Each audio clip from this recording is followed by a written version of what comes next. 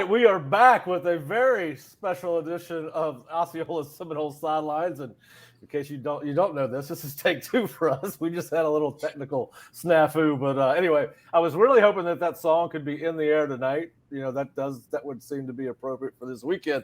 But yes, the Osceola is back with our FSU-Miami preview. My name is Pat Burnham. I am joined by Osceola publisher Jerry Kutz, Osceola senior writer Curt Weiler, Osceola football analyst and former FSU offensive lineman Mark Salva, and Osceola recruiting writer and analyst Nick Carlisle. And Nick, we'll start with you. You've actually had the busiest morning of the four of us. Well, Mark's been driving a while, so he's had a busy morning too. But anyway, so the recruiting news has been the buzz of the day. FSU received the commitment of four-star cornerback prospect Jamari Howard from Miami Norland High School. Florida State is now up to 5 DBs committed to the 2024 class. And obviously you were down at the Moore Center. A little bit, first of all, your thoughts on Jamari Howard's commitment and what was kind of the buzz around campus. I know they've got recruits coming in, filtering in and out through the day, and a huge visitors list for this weekend. If you have not seen that visitors list, please go to theosceola.com and check it out. It's Stars come out in the afternoon apparently because they are hosting a number of the top-rated prospects in the country. Yeah, it's going to be a gigantic recruiting weekend for Florida State. You got guys like Chris Ewell Jr., who actually already visited Florida State a couple of weeks ago. He's currently committed to Michigan, four-star cornerback for the 25 class. That's one of the names that we were expecting to show up this morning. I personally did not see him. He could have arrived a little bit before I got there, could have arrived a little bit after I got there. But as for Jamari Howard, this is a recruit or a commitment, rather, that we figured was coming for a while. It's been future cast that he was going to be committing to Florida State for about a month and a half now. So not too much of a surprise in the circle of those that know, but anytime you can pluck a recruit from the middle of Miami, especially one that's this talented, he fits the mold perfectly of what Randy Shannon is looking for in a defensive back at 6'2", very, very lengthy prospect. So the buzz around campus was good this morning. I saw Adam Fuller briefly, and he had a smile on his face, and it looked like he had a extra pep in his step. So I think everybody's feeling quite good coming into what's going to be a huge recruiting weekend. Yeah, and we will have a ton of recruiting news throughout the weekend. We will be out there tomorrow as the players are arriving for unofficial visits. We will also post up at the Moore Center almost all day on Sunday in case there's kids leaving late in the weekend, and we will try to grab some comments from those kids. But yeah, Jamari Howard's an impressive-looking kid, 6'2", almost 6'3", 175. We got to give a shout out to our man Charles Fishbein, also a recruiting analyst. Charles called this, or when I say Charles, it just does not sound right. Fish called this over 6 weeks ago. He said that Florida State was going to land Jamari Howard, and they did. And of course, Fish, when it comes to recruiting in the state of Florida, Fish is his man with the ear to the ground, and particularly right there in his backyard. So, but yeah, you watch his film, and you can see that he could end up at corner, safety, and if he were to hit it, I didn't see him in person to see what kind of shoulders he has, but he's a very physical kid, and as we know, everyone's looking for a hybrid safety type linebacker. So at 6'3", 175, certainly got some room to put on his size to put on that frame, and we'll see how it turns out. But yeah, listen, Mike Norvell starts out with a win in Miami. Now he needs to get a win versus Miami, and that's really what we're here to talk about. We'll catch up on the recruiting later. But Mark, you have driven 12 hours from Nashville, Tennessee to watch this game. You've played in this rivalry. Just tell us a little bit about how excited you are about this particular game and about being in the stadium for it. Yeah, so I mean, some of my greatest memories being affiliated with this program, coaching and playing, revolve around this ball game. And some of the most electric times I've ever been in Doak Campbell have been during this ball game. So I expect nothing less. I expect it to be at full Doak war chant level 11, right? So turn it up to 11. It's going to be awesome. So I'm excited about it. You know, these games are always played at a high level. There's always big momentum shifts. You know, there's a lot of athletes on the field, and you know, it's going to be an exciting game. I'm excited to be here and see it live and just take it all in and bring the Noles victory. Yeah, it's going to be a fun game. And listen, one of the things that stands out about this game to me is you don't really think about it when you start getting into the minutia of a particular one game. But it's been a long time, Jerry, since this game has been nationally relevant. This game has implications on the national championship picture. It's been about 10 or so years since this game has had that kind of impact on what's going on in the totality of college football. You've seen a lot of these games. How does your feeling going into this game match years prior, recently? Yeah. Well, it's, as you said, Pat, it's been 10 years. We used to take it for granted that this was a national championship, really a national championship game. I mean, Mark, you correct me if I'm wrong, but wasn't that Coach Bowden's mantra? Win the ACC, beat Florida, beat Miami, and the rest will take care of itself. Yeah, you always felt that if you could win the state championship, you probably means you were good enough to win the conference, and winning the state championship back in my era meant you were in play for the national championship. Yeah. So that it's always been an important game, but it's been a long time since it's had national championship implications. Well, Curt, you've been at practice on Tuesday and Wednesday. A couple things, I guess, really to get just what's been the vibe around the practice field. I mean, we're around this team every day. You're around this team every Tuesday and Wednesday. Kind of what's been the feeling at practice, the intensity level. And then obviously on Tuesday when we talked to the college football playoff night, you guys mentioned that Johnny was fully back at practice. I'm assuming that he's healthy and ready to go. Keon was listed on the depth chart, so I'm assuming he's ready to go. But any other updates? Yeah, I think, frankly, the vibe at practice this week was pretty focused. I mean, I think coaches and players will often say the right things about, I mean, we try and approach every week, every opponent the same way. And I think they do, but I think inherently, I mean, there's going to be that little bit extra when it comes to weeks like this. And I think we've seen a really good week of practice. I thought, frankly, I mean, we talked about Johnny on Tuesday. I thought the offense had maybe its best start to a practice of maybe one of them of the entire season Tuesday. I thought they hit a few explosives, one of them to Johnny, who, yeah, I mean, Johnny seems it'll be interesting both with Johnny and Keon. I'm not sure either's a sure thing, but I mean, both are going to do everything in their power, surely, to be out there for that game. And that's the big question. I don't read into Keon playing because he's on the depth chart, because Keon was on the depth chart last week. Johnny's been on the depth chart the last 2 weeks. That is not how much you can't read the depth chart and expect to, at least a Mike Norvell depth chart, and expect to learn much. They kind of stay the same. I think his depth chart's probably stayed the same the last month and a half, except I think Winston Wright got dropped off it when he left the program. But no, I mean, I think it's been a good week of practice, and I think you feel good about having at least one of them back, and it's going to take, I mean, Keon Coleman's going to do everything in his power, and we'll see, but he is going to try everything he can to be out there. Curt, I'd like to correct you. I don't think it's Mike Norvell's guest depth chart. I think they have a guest picker, kind of like game day. They have a guest picker fill out the depth chart every week. Well, they keep it the same a lot. They're all picking the same thing. Yeah, listen, it happened. I think it happened last year when Fabian missed that 5 or 6 games in a row where he was listed. Listen, I think it's silly. You're going to play who's going to play. But anyway, that's coaches. So what are you going to do? But, yeah, listen, we know both of them are at practice. We'll find out about how exactly full speed they are, I guess, tomorrow afternoon around 3:30. But, yeah, they really should probably be more accurate with those things. That way we're not saying that somebody's starting and they're not.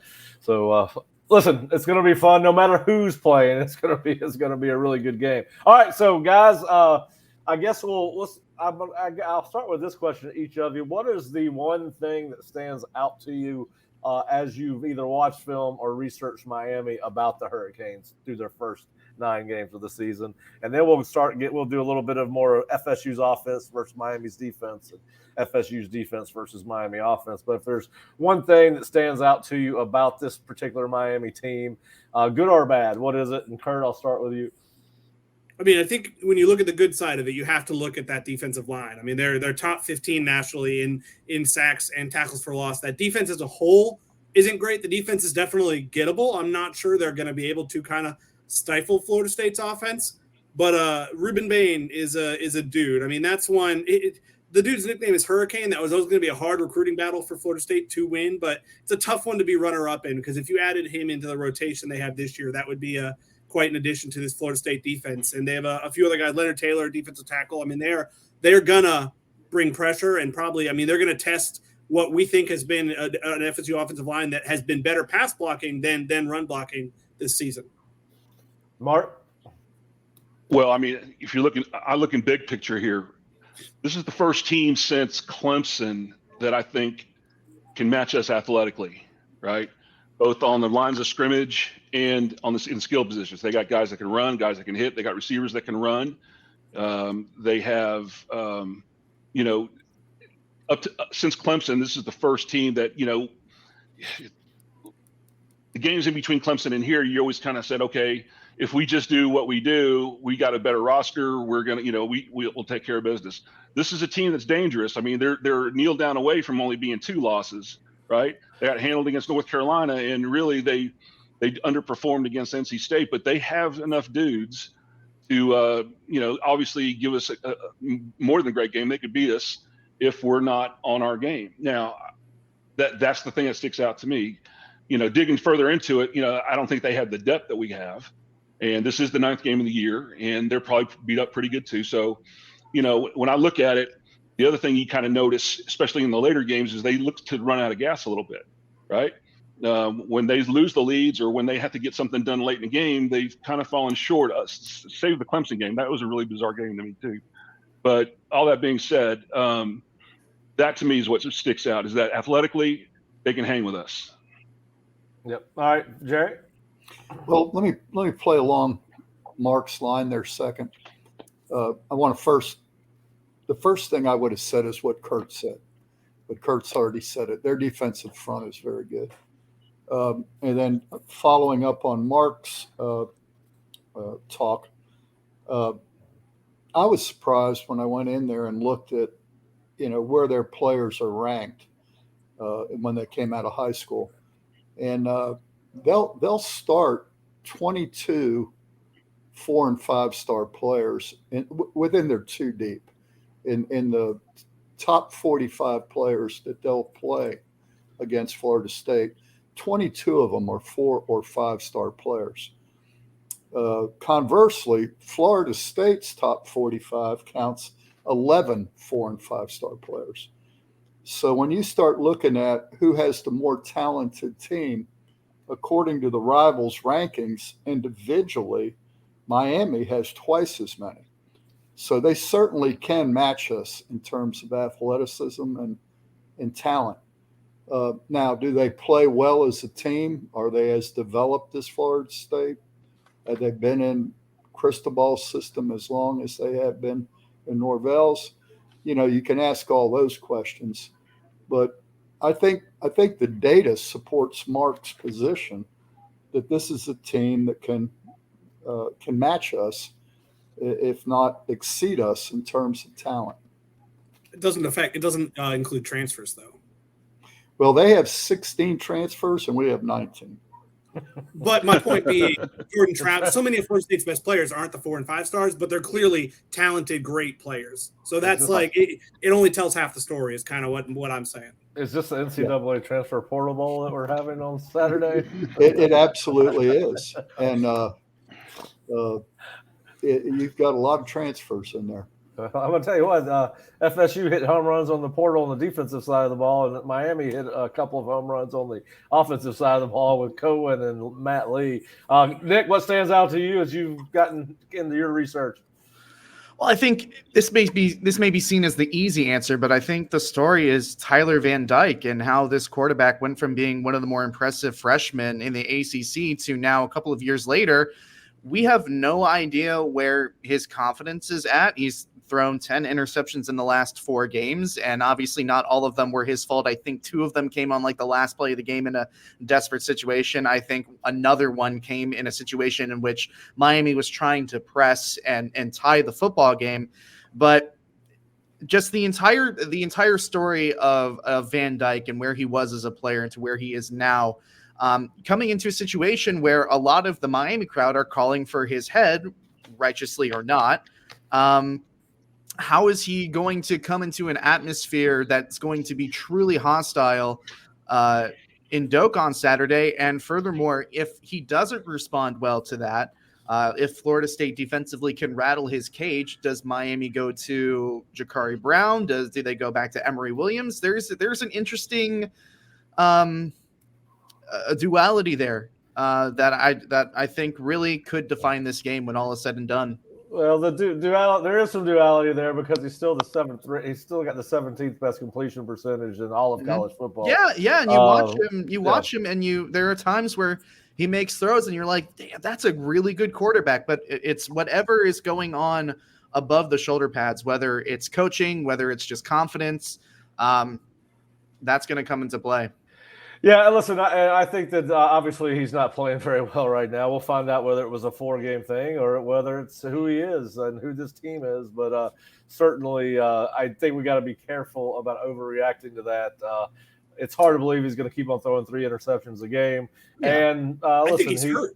He's well, that's the other thing too. But just sure. But yeah, it's going to be interesting how that plays out. I can't wait to see what they do with that, what they do with their offense. We know they're going to try to run the ball, but and I'll be brief with the overall picture.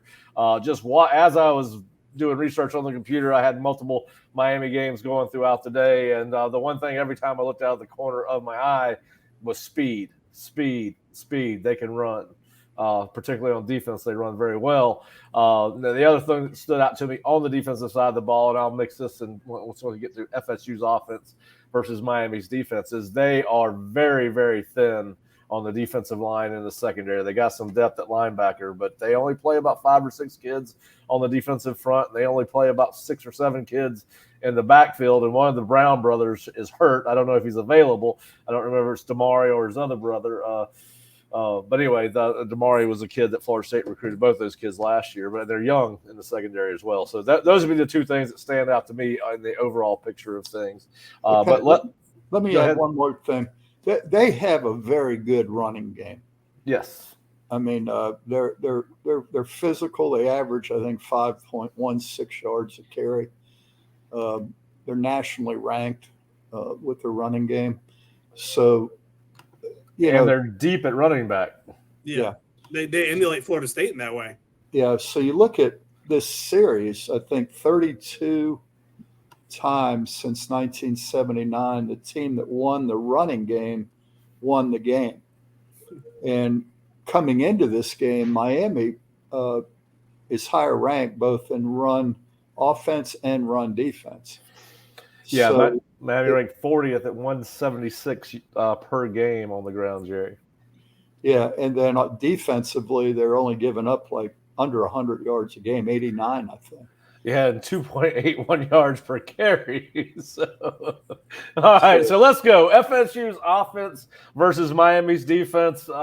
Guys, I think this is where they hit the break glass deal again with Jordan Travis. I think we're going to see the full Jordan Travis experience. I think he is going to – I think Mike's going to cut him loose. I think this is what they've been waiting for. I think Florida State offensively, particularly with their struggles to run the ball in the dedicated run game, I think they're going to have to take advantage of that extra gap that he creates and force Miami to play the run, and which will hopefully open up some opportunities in play action in the RPO pass game because Jordan, he can cause a lot of not only mental stress because of what he does to your defense, but physical stress because he's such a dynamic player, both running and throwing. So, Mark, I'll start with you. What do you think FSU has to do offensively versus Miami's defense? Yeah, I mean, one thing about FSU is they have lots of options, right? And so when you look at this stuff, you kind of say, okay, what's the path for success, especially with this matchup of FSU's offense versus Miami's defense?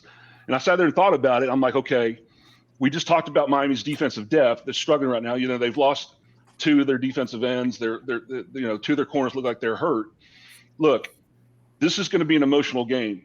There's a lot at stake, right? And I wrote this in my preview. This is proof time for Mario Cristobal, right? Proof of concept, so he can keep recruiting, so he can keep building this program. They're in year 2. Remember where we were in year 2, right? Trying to do the same kind of thing. we are in contention for college football playoff spot. And so there's a lot at stake here. It's going to be emotional. And with a lot of emotion comes a lot of adrenaline. And with a lot of adrenaline, you're going to see a lot of guys flying around early. And so, but that wears off over time, over a couple of series, over time of the game as things start happening. And then, with all that adrenaline, then fatigue starts to set in once all that adrenaline drains out, right? We've all kind of experienced that. If you ever competed in athletics, you know what I'm talking about.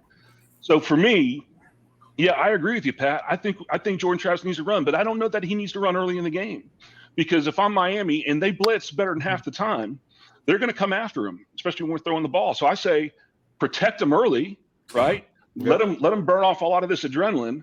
Let's run the ball. Let's throw a lot of quick screens, max protect with tight ends and backs, and take shots down the field when they blitz. See if we can hit a shot or two, right?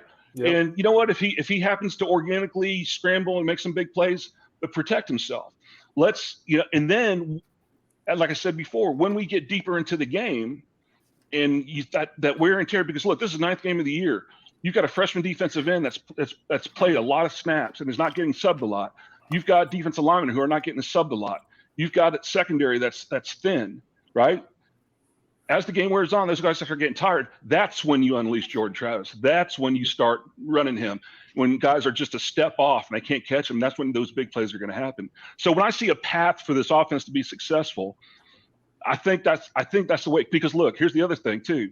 I think if you're looking at the trends, again, big picture trends, just for the teams in general, but definitely for these two parts of the teams, our offense is getting better as the year is going on. I don't think Miami's defense is getting better. I think they're getting worse.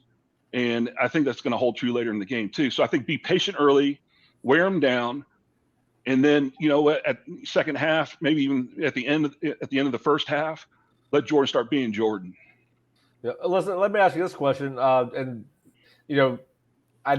sure there's a lot of difference schematically and how they attack offenses, but the philosophies are a lot the same. That what they saw last week against Pitt, where they're going to bring linebackers on run blitz and pass blitz.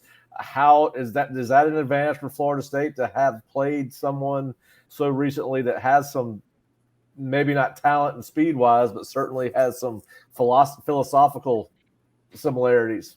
Well, I don't know, because it's an advantage for Miami too, because they've also seen how we do against that and how we react to that and what we go to on that too. So it kind of goes, any advantage that we may have gained playing that style is kind of negated by the fact that Miami's got film on it, right? Yep. So bottom line is we're in the 9th game of the year or 10th game of the year, and teams are who they are. You don't have to go back. Early in the year, you're always wondering, okay, teams come out and they do things that we don't see on film. You get a Castellanos coming out and they're doing stuff you don't recognize and whatnot. We are who we are. They are who they are. There's not going to be much difference. I think everybody knows what everybody's going to do, and so now it just becomes, okay, where do we match up? Can we manipulate those matchups? Can we get in those matchups, and can we execute? And then hold on to the ball, the usual stuff, right? Do things good teams do. And that's really the big difference, right? We do things good teams do. We don't turn the ball over, right? We convert in the red zone, and we control the game, especially late. Miami's doing things bad teams do, right? They give up big plays. They turn the ball over. Their coaches get penalties. Coaches get penalties, right? They don't take a knee. I mean, they do things. So, but you got to kind of throw that all out the window here. Yeah. You got to expect you're going to get their very best, and so that's kind of the way I see it. It's like I said, it could be really tight early, but I expect late in the game there's going to be a lot of opportunities for FSU's offense. Curt, what stands out to you about FSU's offense versus Miami's defense, or what stands out to you about Miami's defense versus FSU's offense? No, we've talked about how aggressive we think that Miami is going to be defensively. I think that's something Florida State could use to its advantage with the screen game. I think the screen game, there was a slow start to the year with the effectiveness of the screen game. It kind of wasn't where it was last year.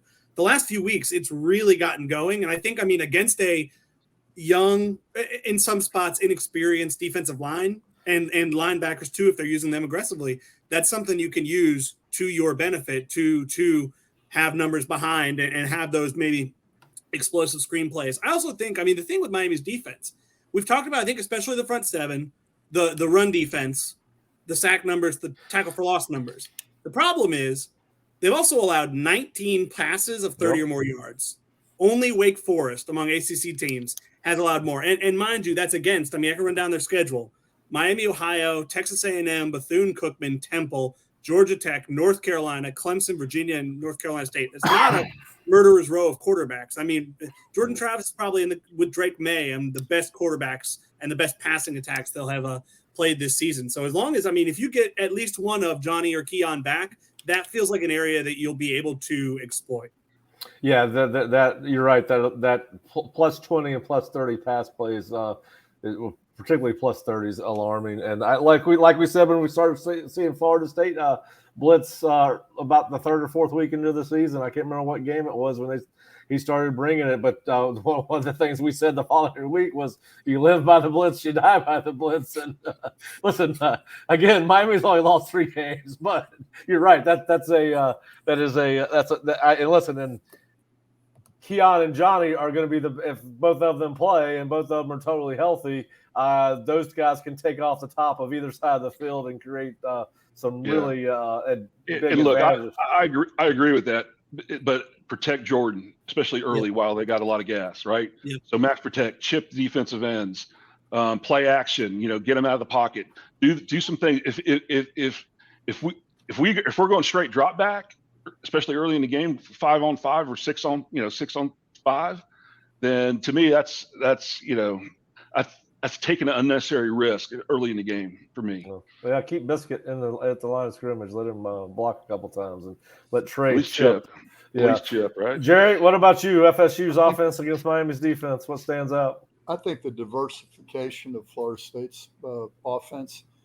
I don't think Miami's faced a team that can do both. Run and pass. Agree. The balance that Florida State has out of the same personnel group, I think, will give Miami trouble. Nick, what do you think? FSU's offense versus defense? I don't know. I don't know, Pat, that there's a whole lot more than I can add. I think everybody made really great points. I especially agree with Mark, what he said about the depth along the defensive line for Miami and missing the 2 cornerbacks. I believe, and correct me if I'm wrong, that the word was at the beginning of the week that Cristobal said that one of them was fine and it was looking good for the other one, or that for the other cornerback that was out. So chances are they will play.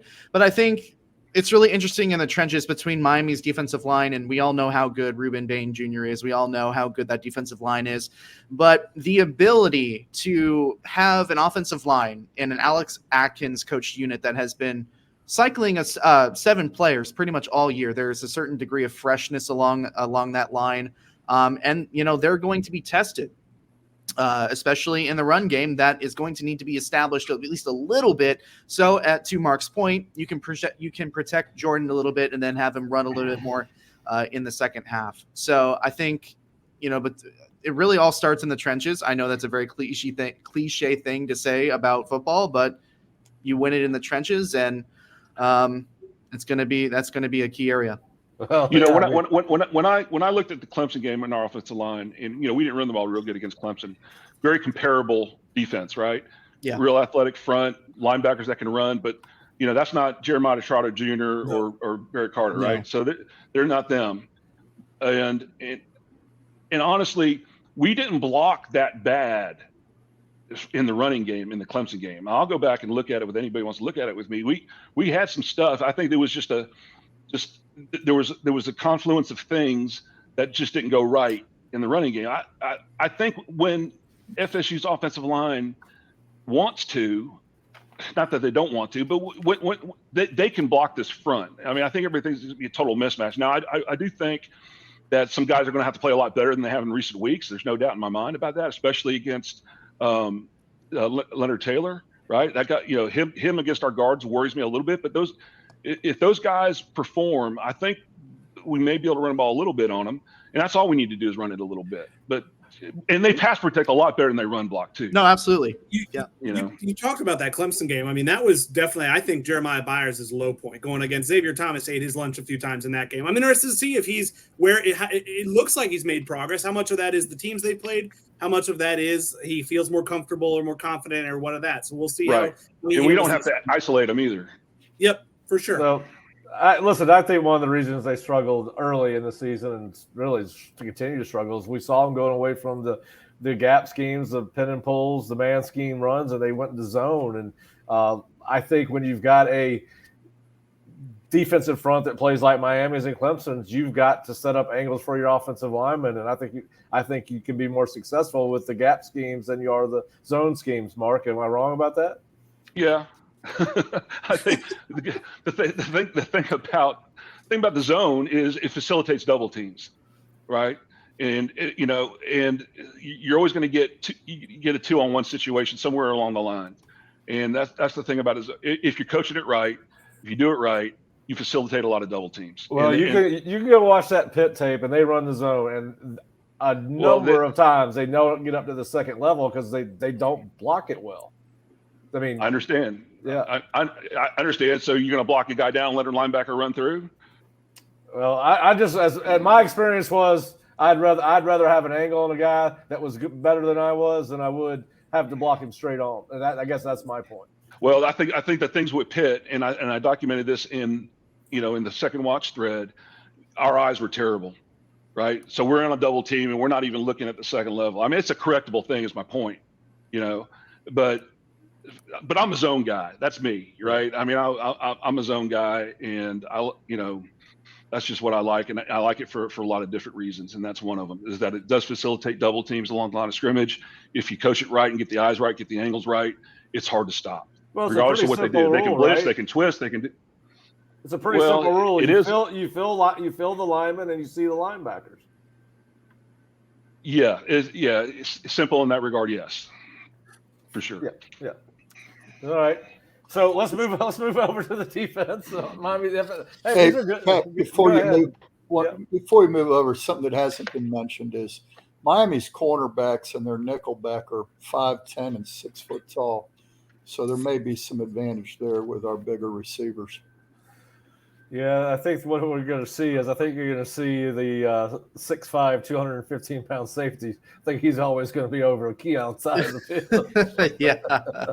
I think they're going to try to help him out a little bit, but there are some – listen, I don't care. That's why you hope both Wilson and Keon are playing. But you're right. No matter who you put against Johnny Wilson, I don't care if you put a 6'5" guy against Johnny Wilson. Nobody's going to have as long arms as catch radius as he does, and I think that I think you're right, Jerry. I think Mike is very good at creating mismatches in those situations, and I think that's something that you're right. We will probably see and did not give enough credence to. Anybody else got any final thoughts on the FSU offense versus Miami defense matchup? Hey, look, it all hinges on Jordan Travis. Bottom line. That makes me feel good because so protect them. Yes. Run him. Because they're coming after him. I promise you, they're coming after him. Hey, I think Jordan will have probably the second or third most carries on the team in this game. Is that? I think so. Yeah. Third, if not second, makes sense. I think I agree with that. Yeah. Hopefully late. Yeah. Yeah. Well, hopefully he'll be taking a couple of knees and lose some yardage on those final plays. Maybe we can teach Mario a lesson in game management while he's here. Well, I think Mike did that last week when he didn't cover the spread and cut the game off right there late against Pitt, right? Tate with his hands on his head was very funny. Did they catch Kate on the broadcast going, "Oh no, we're not going to score"? Yeah, listen, that did surprise me a little bit because Mike's always in pedal down mode. I mean, he's always doing that. All right, Narduzzi. There's some coaches I think he would do that too. I think if he had a chance to do that against Dabo, maybe he would. Oh, really? Maybe, yeah. Good point. All right, Curt. I see you got something on Pete Thymal. What is that? Oh my gosh, you're going to time capsule us a bit. Apparently, the Big Ten's supposed to. We're breaking for a second. Is going to make it where Jim Harbaugh can't coach on the sidelines of games for the rest of the regular season. That's going to be their punishment. from the Big Ten. So he's going to coach from the stands where he steals all. No, he's gonna coach throughout the week and then not be there on game day. Not at all, huh? Apparently. Wow. Well, I didn't know what was going to happen when they. And I didn't get a chance to verify the report. I did see the report, I guess, 2 days ago, where they were talking about there were some Big Ten teams that had shared Michigan signals, and so I didn't know where this was going to go. But anyway, it's again on the Michigan thing. It's one of those things. Where do you draw the line in the sand and cheating? There was an organized. If that's leaving true, the campus. What's that? Look, Leaving the campus. Yeah. Wow. but no, look. The bottom line is they got caught blatantly breaking the rules. If you get caught, you got to pay the piper. And they're fixing to pay the piper. Everybody does it. It's not a valid excuse. And what the NCAA will say, even if there's no proof he knew or was involved, or people come out and say he didn't know, institutional control. It falls under institutional control, where it is his responsibility because it's his program. And that's what you don't want. Well, the other thing, the computer thing with the other assistant coach is going to turn out to be more damning once it comes out. My understanding is they were actually they were accessing other schools' computers to draw out playbooks and things. They were hacking? Yes. Oh yes. my gosh. That's what I was told today. We'll see. We'll see. That's when I was on JP Peterson's show today. That's what he alluded to while we were talking about this, because it did come up. I can't remember why Michigan came up, but it seems everybody likes to talk about it. I guess it's good. It's good debate. But anyway, that's what Let's he. get back to the task. It's like that's right. NASCAR. FSU's defense versus Miami's offense. Wait, one last thing. It's like NASCAR. If you ain't cheating, you ain't trying. That's right. Rubbing's racing, and so is stealing signs. Listen, they ain't even talking code in NASCAR, so people can't steal their signals. You know, Mark, you and I have both been on those headsets before. Yeah. All right. Oh yeah. All right. Speaking of trying to slow people down, FSU's defense against Miami's offense, I think, is where we're at now, and this is going to be intriguing. This is going to be strength against strength. Miami wants to run the ball. Florida State's good at stopping the run. Florida State's strength of the defense is its front seven. Obviously, the backfield has played a lot better in the second half of the season than the first half of the season. This will be the best passing offense Florida State's offense has seen since Clemson. It's not even close, and I understand that they've digressed, but there'll be some validation from a Florida State side about the secondary play. But Nick, since we held you for last, what stands out to you about FSU's defense against Miami's offense, or vice versa? Well, I mean, again, you got to look at Florida State's defensive line against an offensive line that had a couple of transfers come in. Sure, we all know that the back half, the secondary of Florida State's defense is where the question marks are. I think Akeem Dent coming back has definitely helped this secondary kind of get back into a little bit of a groove. And the huge coverage bust last week was a freshman mistake by Conrad Hussey. And I would imagine that you're going to see a lot of Shaheem Brown and Akeem Dent back there at safety. Well, it was Fintrell Cypress, and he got beat on a cross country. No, I'm pretty sure it was a zone play where Conrad tried to cut down the under route and Fentrell got caught in zone, but neither here nor there. I mean, I really think that when it comes to stopping the run, it's going to be really key for Deloach and Tatum Bethune to have a good game, because I imagine that this defensive line, it's going to have a couple of times it's going to get in the backfield, but other than that, it's going to be a lot on the linebackers to make sure they're filling the gaps and making sure that Henry Parrish is not making it to the second level. If Miami can establish a running game, things can get a little bit hectic for Florida State, especially in the first half. Yeah, Curt, Miami likes to press the edges of the defense in the run game. They like to get outside the tight end. That's their first and second favorite spot to run the ball, left or right. Then I like running between the left guard and the center. Those are their three favorite holes: the D gap, two D gaps, and the left A gap. Do you think they can press FSU on the edges with the way the front seven is playing right now? And Shaheem Brown's really been great in run support, really all season. Yeah, that's it. I mean, that would go a long way, because it does feel like, Florida State a lot this year has had to pass to run. It feels Miami definitely wants to run to to set up the pass, and that's definitely the more standard way of, and that's how they're going to want to operate. And I think they're going to test how far have Jared Verse and Pat Payton come as run stoppers, as guys who maintain that edge, who do their job. And I think, frankly, I mean, it's a game where I think we've been really impressed with what especially DJ Lundy has done against the run this season, and this is a game where that's going to be tested. I think he's like in the top 10 nationally in PFF run defense grade among linebackers. He's having a really good year on that front, but this is a game that will certainly test that because, I mean, I think Florida State's defense against the last, month and a half, really since the Clemson game, I think they've done a pretty good job of, they give up some plays here and there, but nothing huge in the run and not consistently. They win, or largely they make plays failures far more than they allow them to be successes. But in this run defense, I mean, how deep they go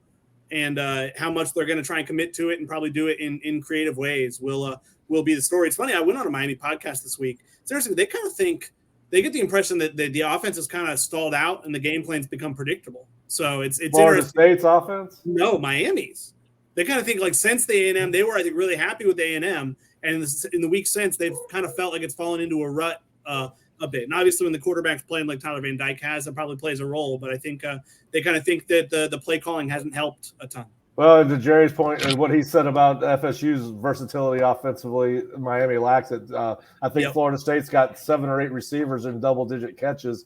Miami's got 4. And the running back is 8, who's the 5th leading receiver, only has 8 catches. So you got Restrepo, who's got 60, and you come all the way down to the 4th leading receiver, who's got 17. So I think they're right. I think maybe they're not as creative on offense as really they should be in the advent of the RPO. Mark, what are your thoughts on FSU's defense against? And by the way, hats off to DJ Lundy, because I don't think we all thought that he was going to have the kind of season he's having. No, he's had a great year. And I think it also speaks to the fact that when you finally have a defensive interior that lives up to what we every year for the last 5 years, we've heard how good Florida State is on the defensive line, particularly inside, and it's never come to fruition into this year. So I think you got to give an assist to Josh Farmer and Braden Fisk in particular for helping free these guys up. But Mark, you go ahead on FSU's defense versus Miami's offense. Yeah, I think the worst kept secret in America is that Miami wants to run the ball. They want to run it downhill. They want to run it at you. They want to be physical. They want to use the run to set the pass, like Curt said. And so that's what they're going to do. And what do you say? They average greater than 5 yards a carry. Yep. So they're going to try to do that, and that's fine. And they'll probably have a little success. I mean, they're pretty good at it. They're really good on the interior front. You already mentioned Matt Lee and Cohen. You got the freshman right tackle who's a great talent. Playing halfway decent for a true freshman. Playing big league football. But look, here's the deal. If you're going to methodically, to use Hank Stram, matriculate the ball down the field, right? It's come upon us to get them off schedule. That's the path, right? If they want to run on first and second down, that's fine. But if we can get them behind the chains, I would say early downs, run blitz early, +1 in the box early, get them to 2nd and 10 or 2nd and 9, and get them to where they're 3rd and 7, 3rd and 6, to where you're forcing them to have to throw the ball, and then maybe do some funky zone-y kind of thing, matchup zones, matchup mans, those kind of things, bracket, Restrepo, all that stuff, and see if you can make Van Dyke read the field, get him off his first read, right? Redirect receivers, get him off his first read, and see if you can force him to make a mistake. But you're gonna have to get him behind the chains, and that's where I think, on more drives than not, because look, they're going to try to make it an ugly game, right? They're going to try to keep the ball, keep it away from FSU's offense. And how many times can we get them behind the chains and then get off the field on 3rd down? To me, that's the big key. Now, if they come out and start throwing on 1st down a bunch and throwing it down the field and, start mixing personnel groups, lots of motions and all that kind of stuff, I'll be as surprised as anybody. Nobody would be more surprised except for Adam Fuller, right? So that's what they're going to do. Can we hold up and get them behind the chains on early downs? That's going to be the key. All right, Jerry, what stands out to you about the FSU offense versus Miami defense? FSU defense versus Miami offense matchup. I'm curious to see if we can play them in a 4-2 5, which is basically what we've gone to this year. Where I think we play a light box a lot this year. And with their running game, I'm not sure we can do that. And that's what I want to see. I mean, do we have to play for 4-3? Do we have to walk safety up in there, like Mark said? But I think to stop that run game, we might have to deviate from a 4-2. And I'm curious, get y'all's opinions. What do you think? What do you all think? I mean, the answer is run blitz early. Or like you said, do a +1. Walk down Shaheem and closer to the box and fill that gap. Because look, here's one thing you don't have to worry about is running quarterback unless they put Ja'Cory Brown in there, right? Yeah. Tyler Van Dyke's a statue, and the more we can force them into 3rd and long where he's straight drop back, the better chance we have. I like our chances with Pat Payton against Malog or whatever his name is, the freshman tackle. Yeah. So go ahead, Mark. No, I was just going to say, and so to your point, Jerry, I think maybe early on, ball on the minus side, maybe we do play 4-2. Don't let them take shots, and I think that's smart.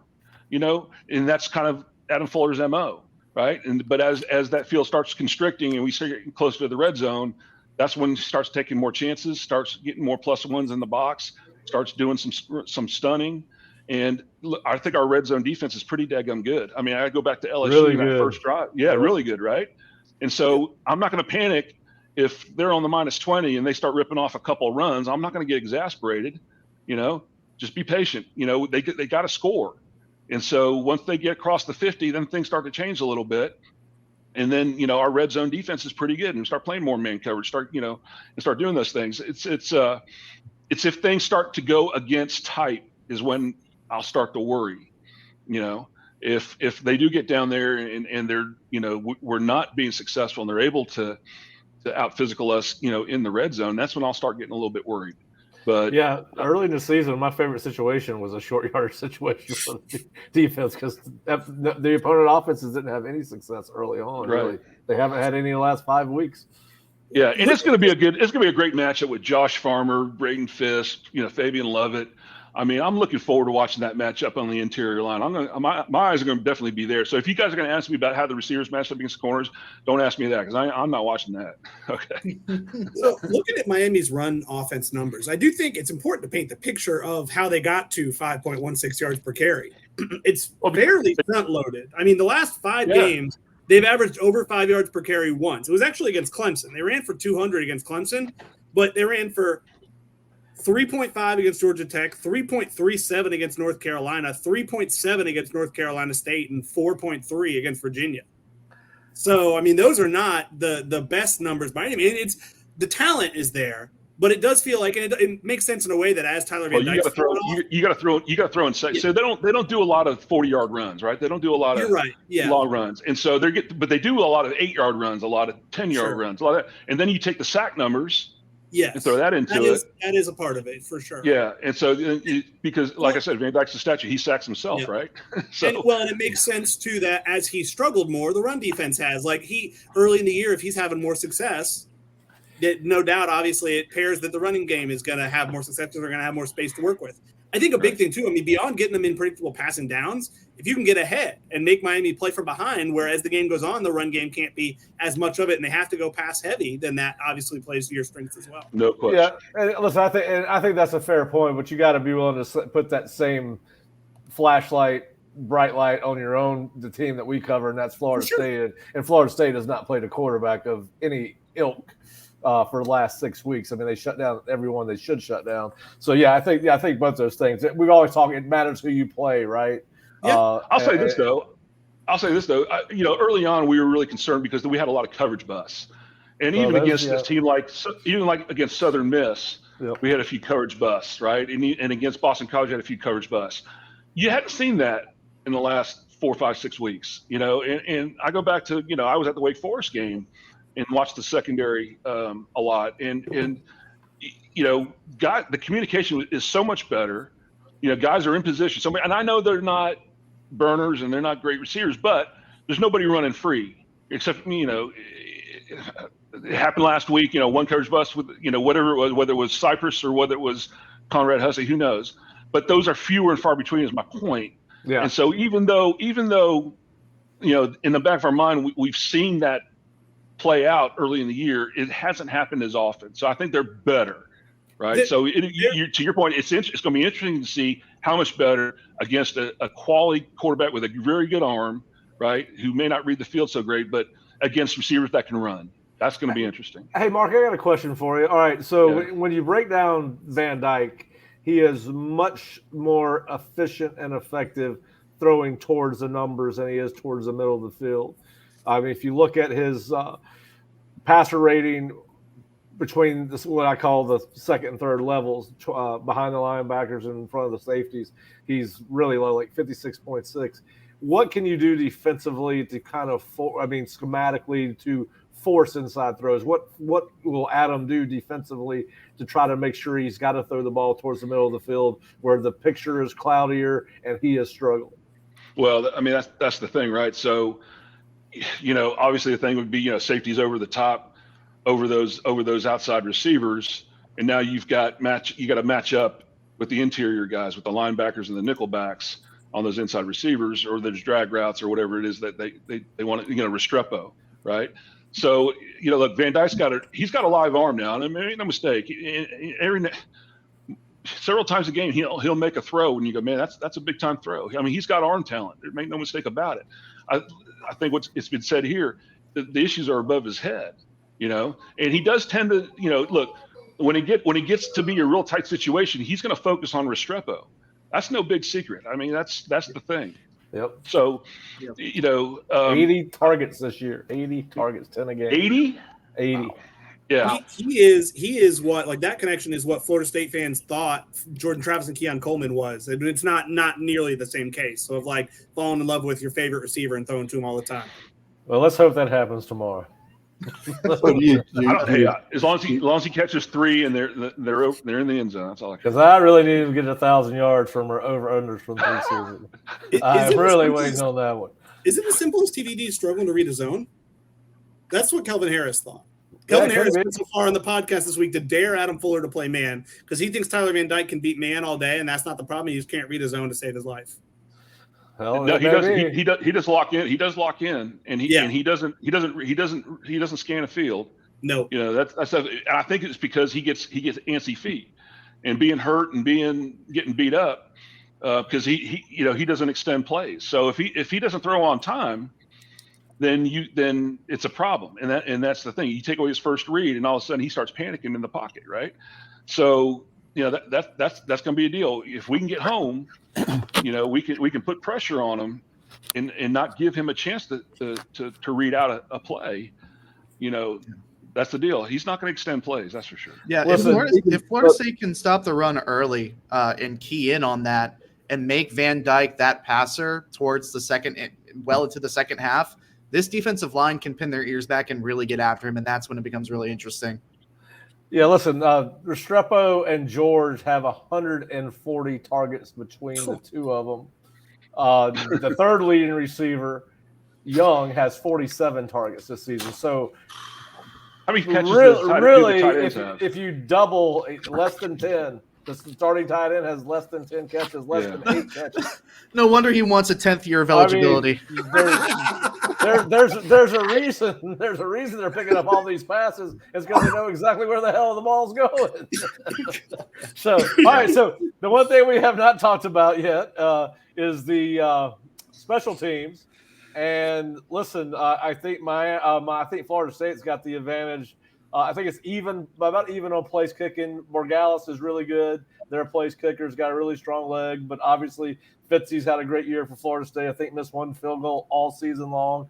Other than that, it's been money. And then I think you really got to give Florida State the advantage in the punting game.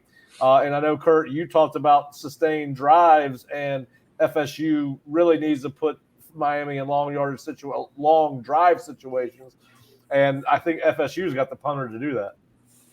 For sure. I think one of the biggest keys, I think the biggest offensive key to me in this game is don't give Miami short field, because I'm not sure they're going to be able to string together multiple 80-yard drives on you unless they're hitting explosives, which speaks to another issue. I just don't think that's how this offense has looked, is wired with how it's looked the last few weeks. So I think, avoiding turnovers, and if Mastro can do what he's done, he's had a punt each of the last 2 weeks that are just ridiculous. I guess the one last week was actually a touchback, and he was kind of robbed by just being a split second late on coverage, but he's had some physics defying punts the last 2 weeks. He's been in top form. I know you're upset about him not getting some Ray Guy love.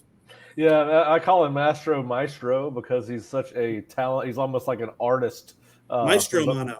I'm good with that too. But yeah, and I was happy for Fitzy to get the Groza deal, but I really think that they should have pushed my man Mastromano for maybe they don't like his mullet. I don't know, but certainly they should be getting, this kid should be getting a lot of love. He should be first team all ACC for sure as the punter.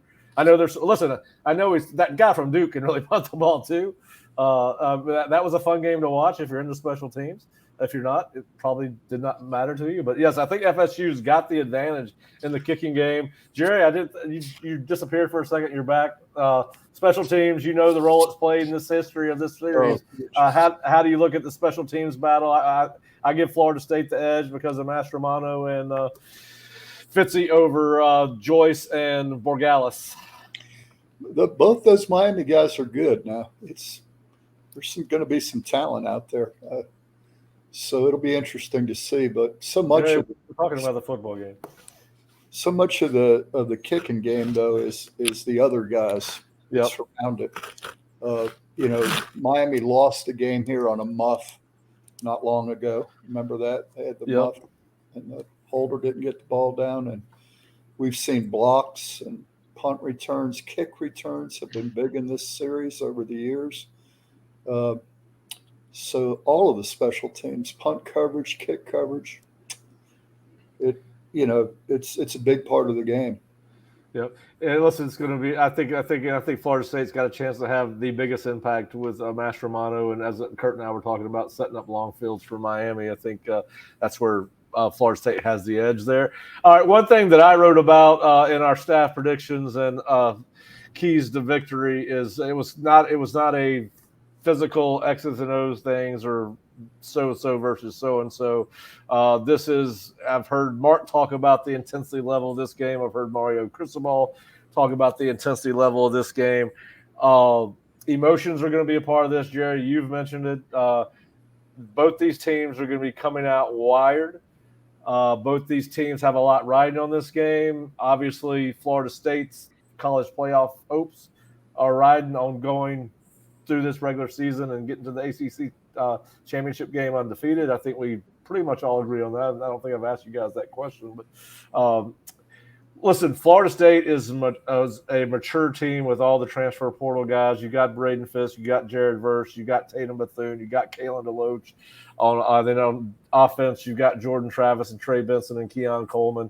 One of my keys is whoever plays with controlled emotion, controlled intensity is going to give themselves a advantage in this game.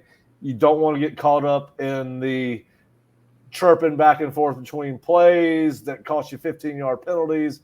Mark, you've been in this situation. You've run out on that field, and I've been down on that sideline for this rivalry for 10 years. And it is a little bit different. Jerry, you've seen all this over the years. It really does get heated. I mean, we know the Dexter Carter thing from 1980, whatever it was. I mean, that he would have gotten penalized for that in the days of college football. They wouldn't have allowed him to get away with that. Although it was one of the most iconic moments in the history of the program and one that we all love, and most Florida State fans have pictures of at their house. But Mark, how do you go about as a coaching staff and even the coaches keeping their cool? Because coaches get just as jacked up as the players.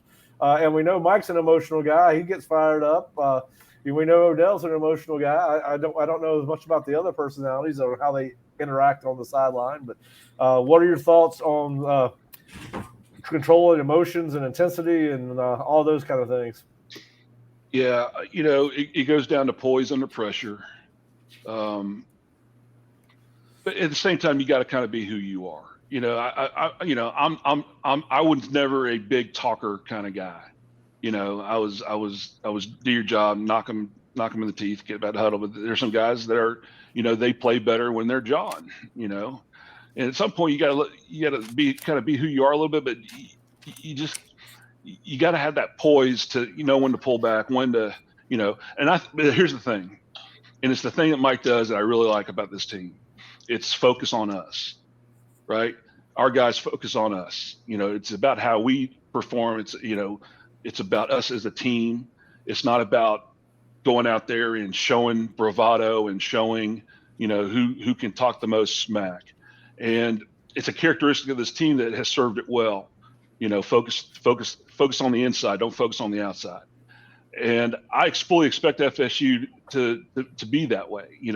I fully expect Miami to be the other way. I mean, I watched the end of that North Carolina State game, and when things kind of went out of control, they kind of lost their poise, and I could see them jumping around, and the horse is going to come out and all that stuff, and they're going to be all whatever. And I imagine we'll be a little excited too. But I think when foot meets leather, it's going to be, let's focus on us and do what we need to do. And I fully expect FSU to do that because that's who they are, and that's the mantra they train under. Mike always likes to talk about the work and the training, and you've trained for this, and that's part of it, is that mentality that it's about us. If we do what we train to do, no one can stop us, and they truly believe that, and I fully expect to see that on the field. Jerry, you've seen a lot of these games. I'm sure you've seen emotion become a negative and a positive, depending on what year it is. What are your thoughts on how both teams handle this, particularly Florida State? Yeah, I've watched Miami a lot this year, and to Mark's point, they're a little undisciplined. They let their emotion get the best of them at times. Kind of reminds me of a couple of years ago with Florida State. Mike hadn't ingrained it yet, and we didn't know how to manage our emotion. The thing Mike keeps coaching is response. Bad things are going to happen. How do you respond to it? You all saw him chew Span's ass after a bad response in a game last year where he chased him all the way over the water bucket, on his ass. And that's the thing. I mean, you're going to have players throw hands at you during this game. There's going to be a lot of smack talk. There'll be some shoving and pushing after a play. And I don't see this Florida State team mishandling that moment. I think Mike has ingrained in them, walk away and get a piece of their ass on the next play. Yeah. And that is what I expect of Florida State, with a couple of exceptions. I think Patrick Payton, he's inclined to. He's emotional. He's emotional, and he's young, and he's Miami, and he's emotional. And then Hussey's young, and I think he has the potential for getting overly worked up playing against South Florida kids. As the official agent of Conrad Hussey, I expect you would know best. Yes, he would. Jerry has moved from the linebacker guru of the staff to the Conrad Hussey guru of the staff.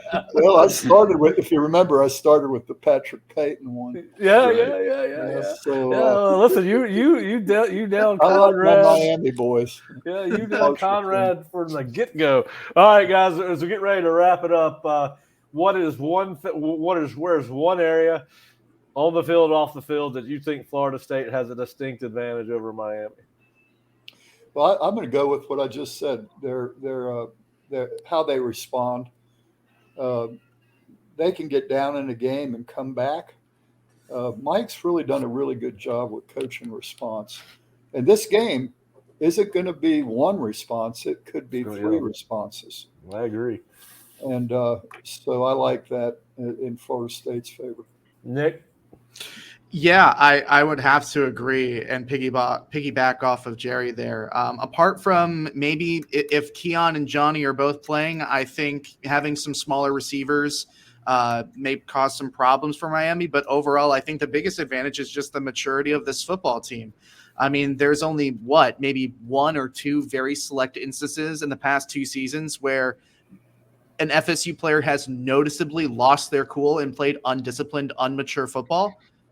So, I mean, I think that maturity is ingrained in this football team. I think Miami's going to come in with a lot riding on this game. I mean, obviously they're bowl eligible, but this is really their season when it comes to being able to play in a really good bowl game down in a couple of weeks. So I think they're going to come with a lot of intensity. They're going to try and be chippy, but once all of that is gone and the emotion is out of it, the most mature football team is probably going to be able to relax, make more plays, and probably run away with the game in the second half. So I think the maturity and the culture that Florida State has is a distinct advantage right now over a Miami team that has had some pretty tough losses recently, and you kind of got to wonder where the emotions are at.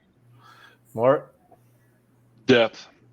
I think the depth of FSU at this moment in time compared to Miami is going to be a big difference. And it's the biggest advantage that we have.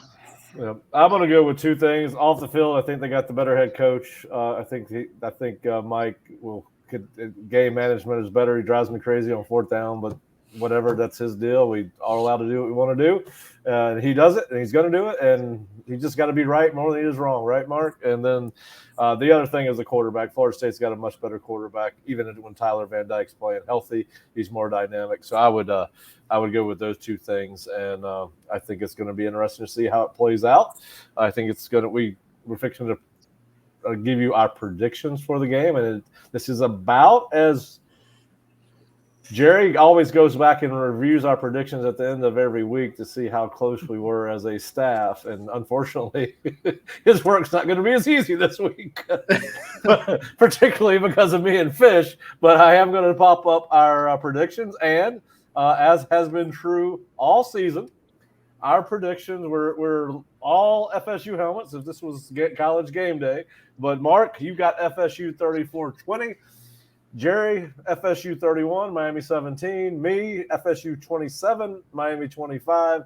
Nick, FSU 35-21. Bob, 27-17. And Fish, 23-17.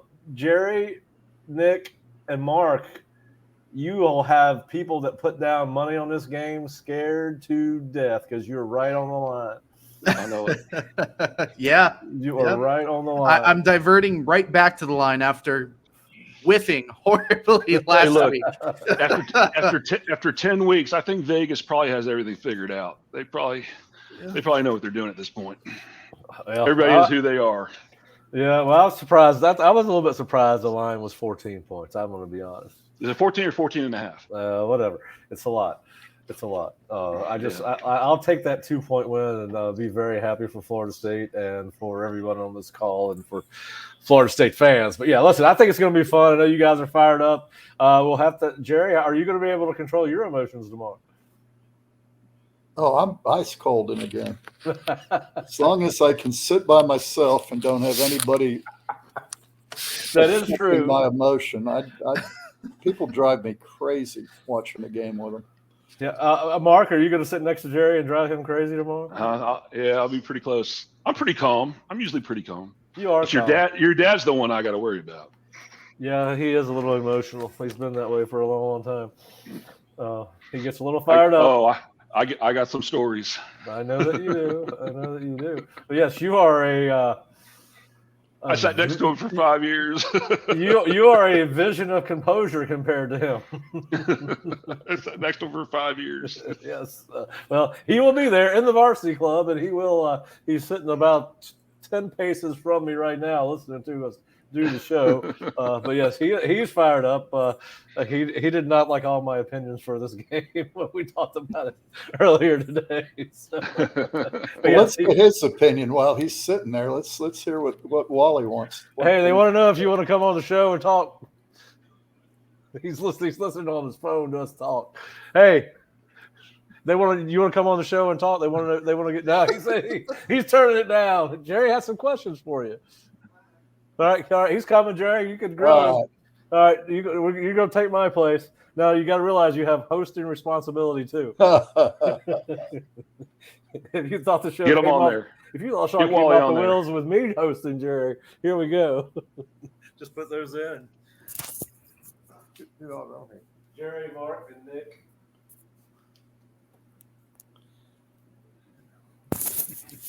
Hey, Wally, you don't need those headsets.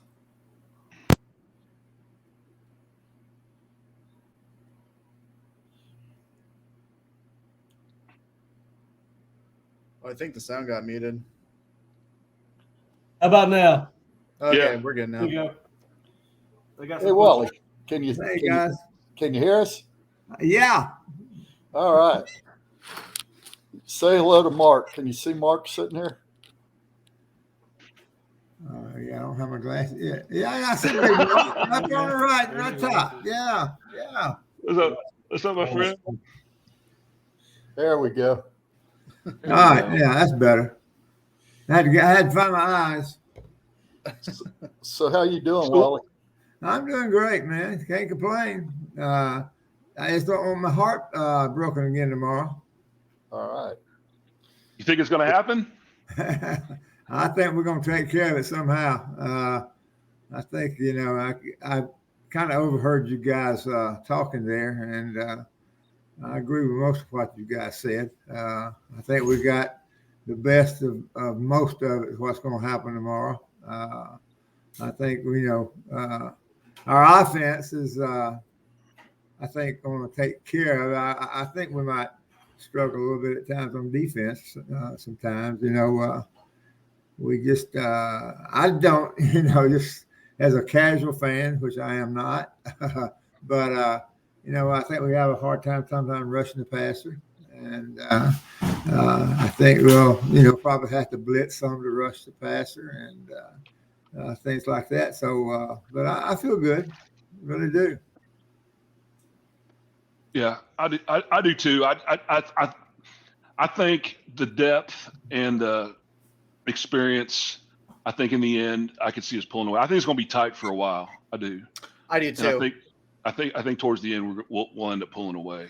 Well, I think this. I think Miami's going to probably, just like always, come out and try to intimidate, and we've got to survive that surge early. And our kids can't get caught up in retaliation and things like that. They got to keep one mind, and that's go out there and perform the next play, and things like that, which we all know.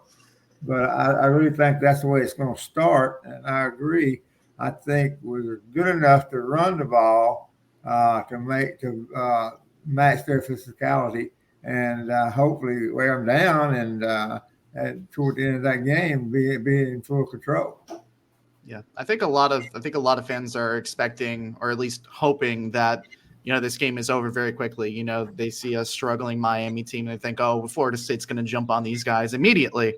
And I think that it's going to be a highly contested game for for the first half at the very least. And then once everything calms down, that's where Florida State's been so good making second half adjustments. And then that's where, once you get over that initial burst of emotion and trying to punch each other in the mouth, cooler heads will prevail. And then the better football team will prevail. Florida State will end up pulling away. That's I was talking to someone today, earlier today, and I wonder, the transfer guys, did they really realize the intensity and the rivalry that they're going to get caught up in? I don't care how good or bad either side is in any given year. It's going to be that kind of game. And you've got to be able to survive that and come out on the other end with a win. And That's a great point. About that. That's a great point. That's a great point. Guys like Jeremiah Byers and Casey Roddick and Braden Fisk and heck, Keon Coleman, right? They hadn't played in this game before. If I was going to put my money on one of the transfers that it wouldn't matter to, that'd be Fisk. Because he has a dog getting after it, let me tell you. And I love watching that kid play. It doesn't matter. He loves the game of football, and he'll be in there and he'll compete with them as much as anybody will tomorrow. Yeah. So Miami's got a bunch of transfers too. So it's kind of balanced. They got 16 transfers that'll play in this game by my count. We have 19. So, and they're top 45. So, yeah, it'll be curious to see how those kids play. Yeah. You know what you're going to get from Restrepo, but what about some of their younger kids not younger kids, but their transfers? It's a good question. You know what you're going to get from Restrepo because he gets 13 targets a game, no matter what. Well, Hey, Wally, when you got a kid like Restrepo, he's a slot receiver for the most part. And you know that on third down, they're going to go to him. Yeah. You know, he's going to be targeted when it's go-to time.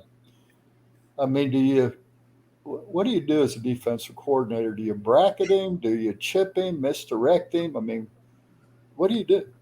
Well, I think you have to change it up, no doubt, and I'm sure they got some tendencies. Florida State's got some tendencies on him. He kind of reminds me of the kid that I can't remember, that used to be at Clemson and now with the Raiders. Renfro. Yeah.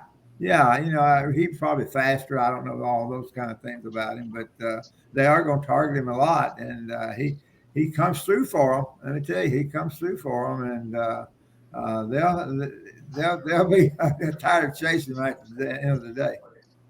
Yeah. But hey, they're going to be chasing two pretty good ones too themselves that we got. Yeah. So it's going to be a fun. Hey, Wally, what was your favorite game coaching against Miami? The one that broke my heart was wide right. That was my favorite game. For whatever reason, that game just sticks out in my mind. I know there was wide left, and there was a 2-point conversion to Pat Carter in the end zone, last play of the game, and so forth and so on. But for whatever, and I don't know why, I couldn't go inside. I could not leave the bench that day. I could not make myself go inside, and it just that hurt me more than any loss I've ever been through in my life. As far as football. Now, Mark, watch this. I asked him what was his favorite game. Yeah. But the Right. nature, the nature of a competitor is to always remember the loss. Yeah. Right? Yeah. Isn't that strange? I Yeah. mean, I'm the same way. Mine was the 87 game, the Pat Carter 2-point conversion. Yeah. That one to me, I'll never forget. I never cried after a game. I cried after that game. Yeah. Sat in my locker. I was crying like a baby. I was so upset. I was just, yeah.